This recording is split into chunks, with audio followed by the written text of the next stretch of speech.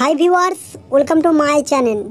সিবিআইয়ের দাবি এবং প্রাথমিক শিক্ষক নিয়োগের একটা দুর্দান্ত চাঞ্চল্যকর তথ্য উঠে এসেছে। চলো জানি সেই সম্পূর্ণ তথ্য এই ভিডিওর মধ্য দিয়ে। প্রাথমিক শিক্ষক নিয়োগে দুর্নীতিতে সিবিআই রিপোর্ট, চাঞ্চল্যকর দাবি সামনে এলো। প্রাথমিক শিক্ষক নিয়োগ দুর্নীতির ঘটনায় এবার রিপোর্ট জমা দিল দুই তদন্তকারী সংস্থার, সিবিআই এবং ইডি। আর সেখানে শিক্ষক নিয়োগ দুর্নীতি সম্পর্কে বিস্ফোরক তথ্য জমা দেওয়া হয়েছে।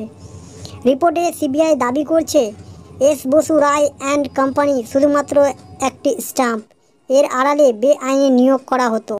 এস বসু রায় অ্যান্ড কোম্পানির কোনো অনুমোদন ছিল না। রেজিস্ট্রেশনের জন্য যে অনলাইন পোর্টাল করা হয়েছিল তা সম্পূর্ণ বেআইনি। এমনকি সংস্থার কোনো কর্মীও নেই। 2014 সালের টেট পরীক্ষায় সমস্ত নথি নেওয়া হতো।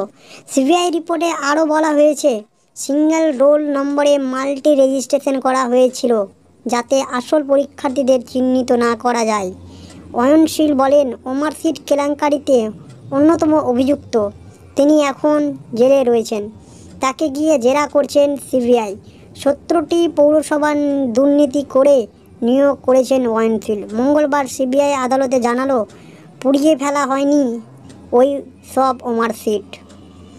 তবে তার বদলে উড়িষ্যার বালেশ্বর একটি কাগজ প্রস্তুতকারী সংস্থার কাছে কেজি দরে বিক্রি করে দেওয়া হয়। লক্ষ্য ছিল নষ্ট করা।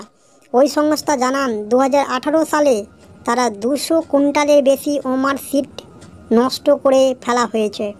তা দিয়ে নতুন কাগজ তৈরি করা হয়েছে।